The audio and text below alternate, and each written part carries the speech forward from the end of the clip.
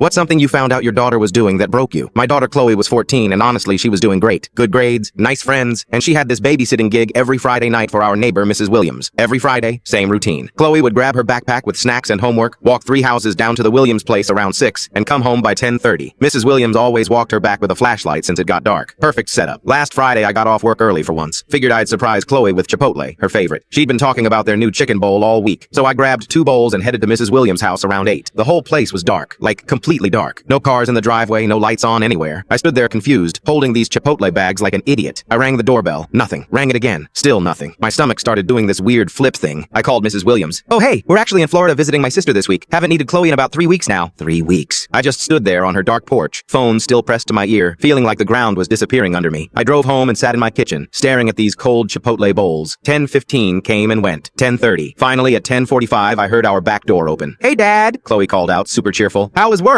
She walked into the kitchen looking completely normal. Hair perfect, makeup still neat, backpack over her shoulder. "How was babysitting?" I asked, trying to keep my voice steady. "Good. The kids were angels tonight. Mrs. Williams even paid me extra for staying late since they got back from dinner later than usual." She was looking right at me, smiling, lying so easily it made my chest hurt. "That's nice," I said. "What did you guys do?" "Just watched movies, made popcorn. You know, the usual stuff." I nodded and let her go upstairs. Then I sat there until like 2 in the morning, just thinking. The next day I tried asking casual questions. Where exactly had she been? She stuck to the babysitting story, said Mrs. Williams had been super busy with work stuff lately, needed extra help. I knew I had to push harder. "Chloe, I need you to tell me the truth about where you've been on Friday nights." Her face went white immediately. "I told you, babysitting. Mrs. Williams is in Florida, has been all week, hasn't hired you in 3 weeks. She just stared at me for the longest time. Then she started crying, but not like sad crying, more like panic crying. "I can explain," she kept saying. "It's not what you think." Turned out she'd met this guy on Snapchat. His name was Kyle. She'd been going to his friend's house every Friday while the parents were out of town for work. They'd order pizza, watch Netflix, hang out. "How old is Kyle?" I asked. 17, she said immediately. Something about how fast she answered made me suspicious. I made her show me his Instagram. This guy was not 17. He had a full beard, his own apartment, pictures from bars. I scrolled through his posts and found ones from his 22nd birthday party last month. But that wasn't even the worst part. In the comments on his photos, his friends were making jokes. Stuff like, "Kyle always going for the young ones," and "Dude loves his high schoolers." I screenshot everything and showed Chloe. "He told me he was 17, she whispered. I spent the next hour explaining what grooming was, how older guys target younger girls, lie about their age, buy them things, make them feel special and mature. How this wasn't her fault, but it was dangerous. She didn't want to believe me. Said Kyle was nice, brought her dinner every time, bought her little gifts, never pressured her to do anything. So I did something I probably shouldn't have. I looked up Kyle's name in our county's court records. He had a conviction from 2 years ago. Same type of situation. 19-year-old Kyle, 15-year-old girl. I printed it out and showed Chloe. She stared at that paper for like 10 minutes without saying anything. Then she completely broke down. "Dad, I'm so sorry. I thought he really liked me. I thought I was being mature." That night, I called the police, filed a report. They said since he'd been lying about his age and had a previous conviction, they'd definitely investigate. We switched Chloe to a different school the next week, got her into counseling, changed her phone number.